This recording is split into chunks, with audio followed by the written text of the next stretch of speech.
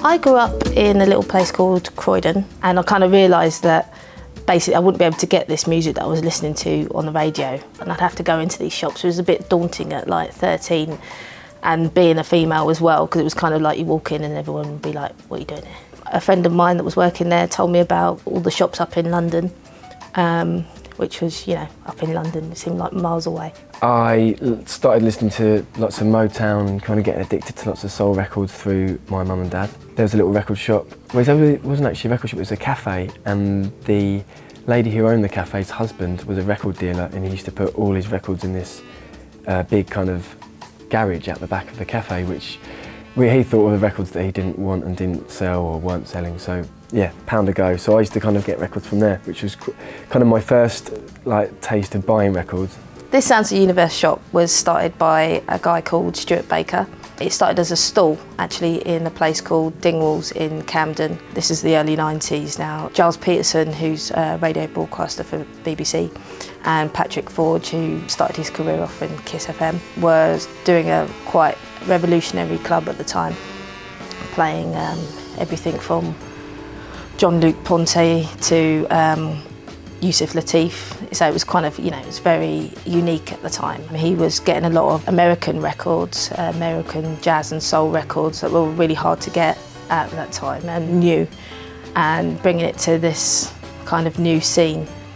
Since being here, I've kind of been exposed to kind of African music, post-punk, jazz, and that's, you know, through the label as well. I'm lucky enough that I'm learning about new music each day. Like anything, not music, you know, you could collect stamps or anything. I think just having that thing that you're really into and really passionate about and know a lot about, I think it's brilliant. There are people that literally just want something on one particular label, by one particular artist. And then there are other people that are kind of happy to just get whatever you recommend. And we're lucky that we're in that position, that people trust us to say, well, just give us your 5 best records this week.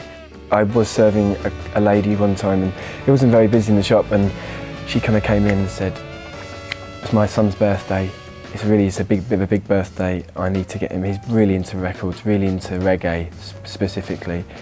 So I was like, okay, well, has he got this? If he's really into reggae, he might already have this compilation or album or something. I spent about an hour with her and got some good records and stuff. Turns out he was 5. I do think Sounds of the Universe is a community. Like, it could be even broader, far broader than we even could imagine. Thousands and thousands of people. I think coming into the shop, you could be a very famous actor, or you could be someone who hasn't got a job, yet you come in and everyone's quite equal. You know, they're still like into the same music. You know, that's the beauty of it, I think.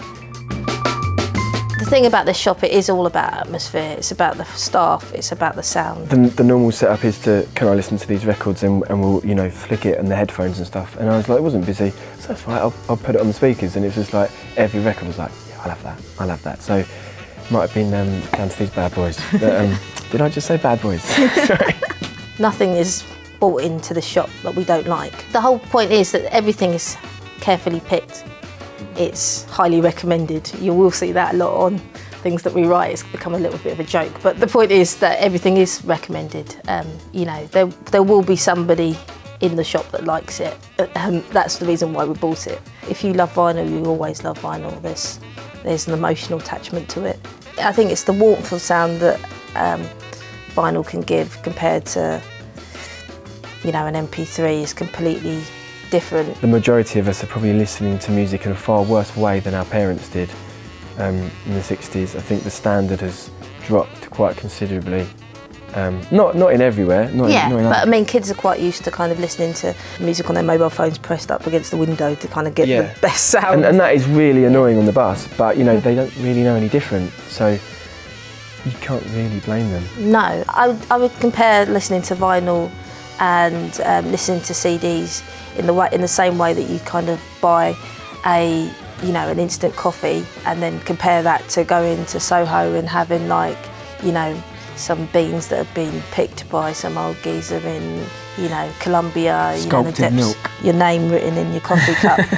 You know, it's completely different. You might still get your fix of caffeine, but will it still be Will it be the best quality? I'm not entirely sure about that, and that's how I feel about vinyl and some digital. Yeah. It's like having a really nice meal, but eating it with plastic cutlery. Oh, that's a good one. That is a good one. That's issue. It's true. That is exactly it. Yeah. You might want to cut that bit out.